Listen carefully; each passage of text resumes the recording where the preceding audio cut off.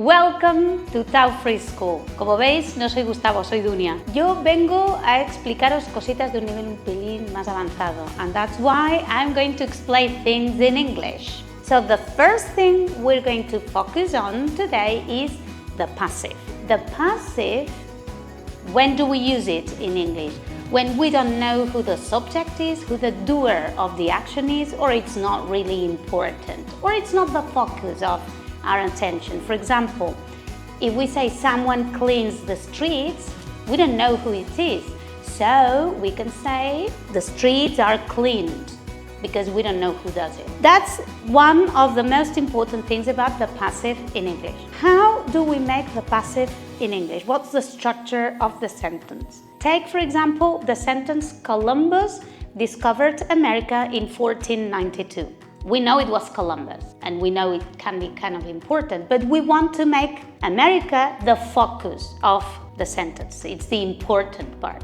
So what do? We take America, bring it at the very beginning of the sentence, then we take the verb discovered, we use the verb be and write it in the past simple because discovered is in the past simple. So the verb be needs to be in the past simple. We keep the tense using the verb be. Then discovered in participle, and if you want to say by Columbus, it's okay, but it's obvious, we all know. So we can use the passive.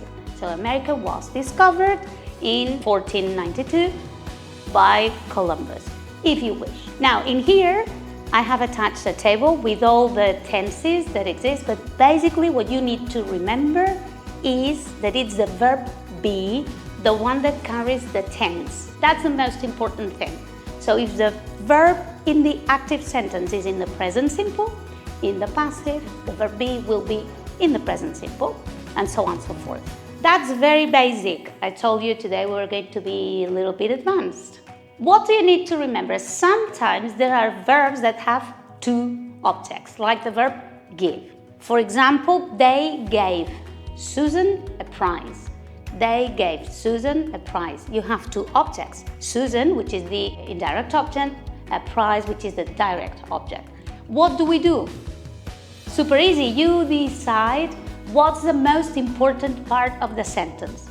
If it's Susan, then you take Susan to the front. You say, Susan was given a prize.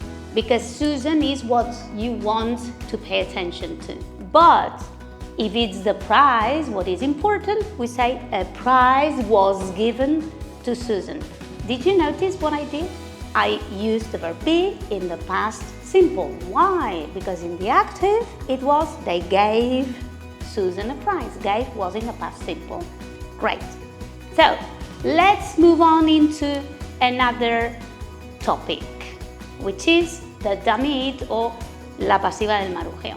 This damit or introductory, it's got so many names. In Spanish, it's the equivalent for se dice, se comenta, se rumorea. In English, what do? Take a sentence, for example, most people believe that she is very intelligent. Most people believe that she is very intelligent. This is impersonal. It's not important. So what do? We use this it. That's why we call it impersonal it or damit. It is believed, the verb be in the present simple. It is believed that she is very intelligent. Simple, right? You have in here a table with a summary and more examples. Another example, everybody says he didn't steal the money. Again, I start the sentence with it, this dummy it. It is said, se dice, that he didn't steal the money. And the sentence is exactly the same.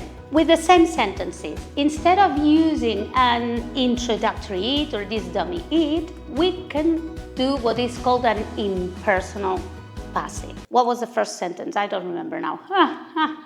Let's use the same sentences, and instead of using this dummy it, we will use what we call impersonal passive. The first sentence was, most people believe that she is very intelligent. What can we do? We take she to the front, she is believed with the verb in the present simple because it is most people who believe that. She is believed to be very intelligent. This is the structure for the impersonal passive. We use this full infinitive. She is believed to be very intelligent. Now, take the other example. The sentence was, everybody says he didn't steal the money. What we can say here is he, take it to the front, he is said, again the verb be in the present simple, he is said not to have stolen the money. As you can see in here, it's a full infinitive in negative. So this is the way we make these pasivas del marujeo. Another form of the passive is what we call the causative have or get. When do we use this one? We use the structure have or get something done when you describe the service someone does for you. For example, cut your hair. You'll see it very easily. If I say, she cuts her hair, what do you understand? You understand that it is her, no? Doing this. But she gets her hair cut means that she goes to a hairdresser and it's the hairdresser cutting the hair. So that's what you need to have in mind. Is it me who does it? Or am I going somewhere else and someone else does it for me? For example, you go to the optician to get your eyes checked, or you go to a mechanic to have your car repaired. This means that it's a service that someone is doing for you. But another way of using this kind of structure is when you express misfortunes, unlucky events that happen to you, of course. But we don't know who did it. It's like something or someone unspecified. For example, Karen had her arm broken during the football match. We don't know who did it. Not important at all. It was a misfortune, bad luck. And that's when we use this kind of structure. So remember, have or get something done when we contract a service and someone does it for us, or bad luck, misfortunes. What's the difference between using have or get? Probably you noticed that I use them indistinctively because there's no difference. The only difference is that it maybe is more informal, but you can use them indistinctively, no problem. The tense is always with have or get. That's the only thing you need to remember. Easy peasy. Remember, when do we use the passive? The passive is used when the doer of the action is not important, it's obvious, or when we don't want it to be the focus of our attention. It's not important who did it. Remember, the obvious one was Columbus discovered America in 1492. We all know it was Columbus. So we can say America was discovered in 1492 by Columbus, if you want to say who did it, but it's not the most important thing. When we don't know who did it, we have no idea. For example, someone cleans the street. We don't know who does it. So what can we do? Streets are cleaned every morning. The verb be is the one that carries the tense. How do you know what's the tense you're going to use? Simple. You think in the active sentence, like for example, they didn't sell all the tickets for the concert. They didn't sell all the tickets for the concert. Didn't sell is in the past simple. So what do? The verb be in the past simple and sell in participle. All the tickets were not sold.